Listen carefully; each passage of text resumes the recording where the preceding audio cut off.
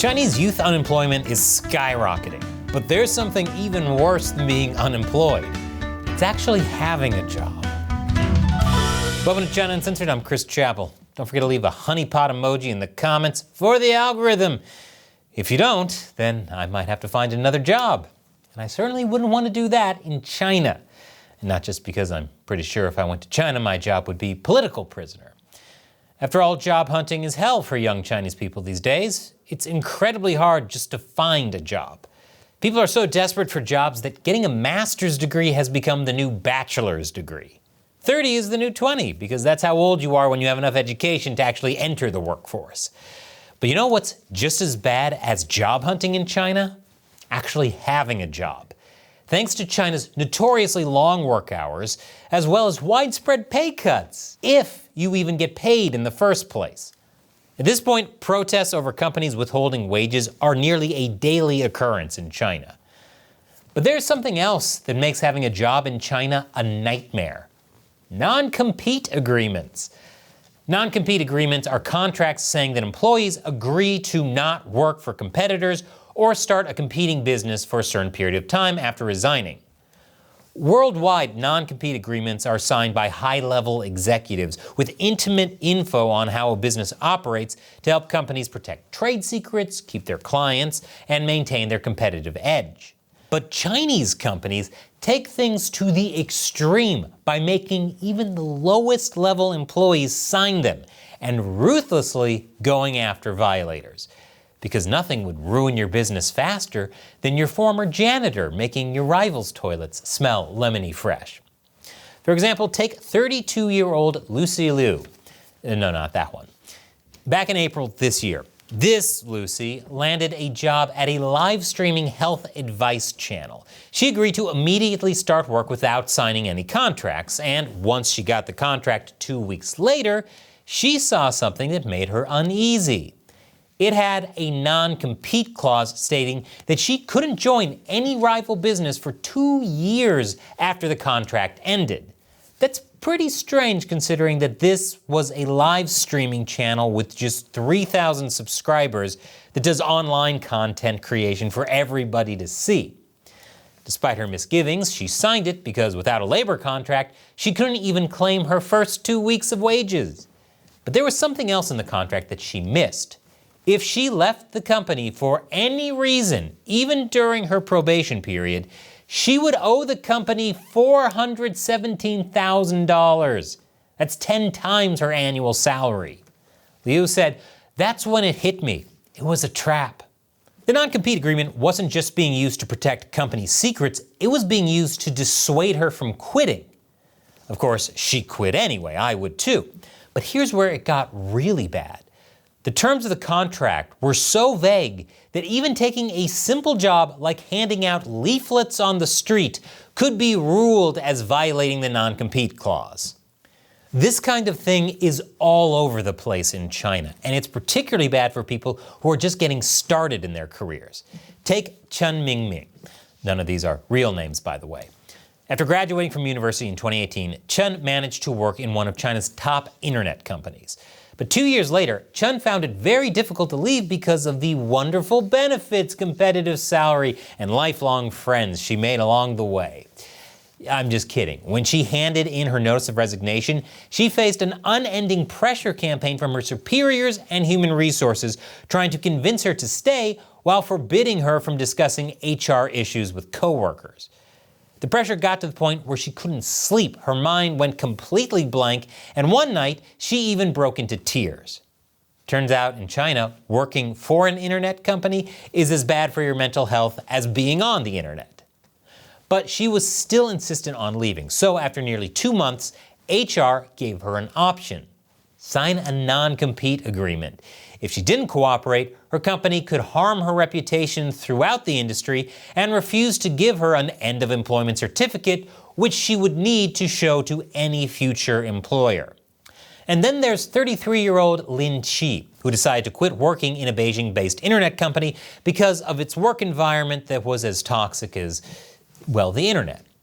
When she made her intentions known, her company's HR told her that she would be barred from nearly all companies in her specialty in the internet industry, both in China and abroad. Folks, there's still plenty of this episode to come, but first, if you like this kind of deep dive into what's really going on in China, you've got to subscribe to my premium website, ChinaUncensored.tv. That's where you'll see episodes and live streams we can't put on YouTube. And if you want to support China Uncensored, buying a membership is the best way you can. It's just the price of a bag of coffee. Once again, that's ChinaUncensored.tv. So these non-compete agreements hit all kinds of workers. A study conducted by researchers at Wuhan University found that out of 454 court rulings on non-compete agreement-related disputes, just 21% of the employees involved were senior managers or senior technical personnel, while the rest were factory workers, receptionists, cleaners, security guards, and other frontline staff.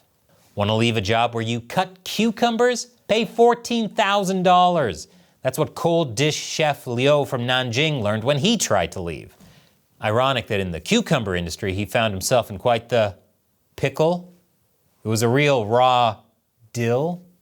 Non-compete agreement abuse is such a huge problem that state-run Beijing Youth Daily published an article criticizing it, pointing out that installers, salesmen, and even piano teachers are being forced to sign non-compete agreements. Piano teachers, what trade secrets could they possibly spill? If you tell anyone that Twinkle Twinkle Little Star has the same melody as the ABCs, we will ruin you.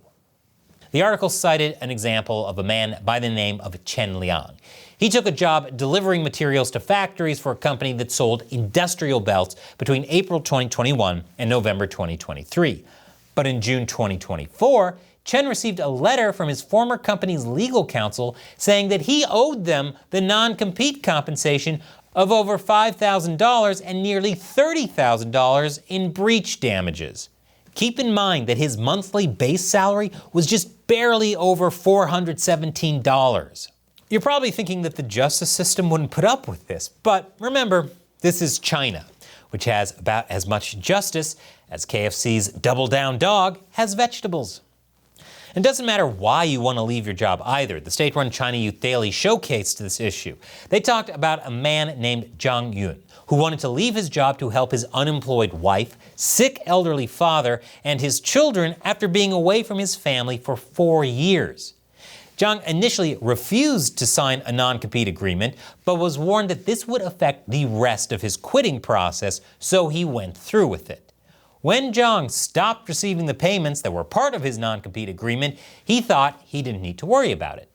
Sadly, saying, "Don't worry about it" in China is like saying, "I'll be right back" in a horror movie. As his family's savings started running out, Zhang looked for a new job. Suddenly, he was photographed a few days after joining the company, and his previous company subsequently initiated arbitration. Which goes to show that non-compete agreements in China are not about protecting company IP.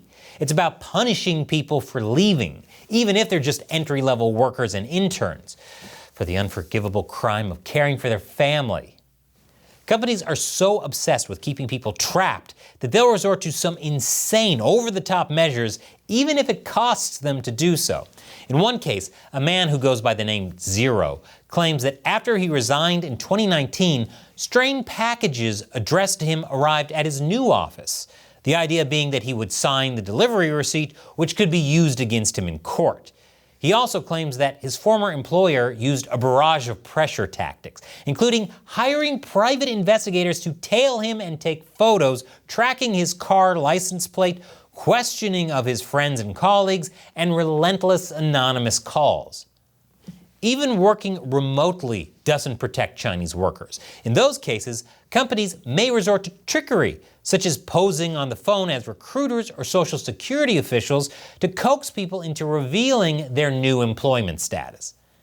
I'm starting to think the economy in China is so bad that businesses genuinely make more money suing their employees than, being successful at business.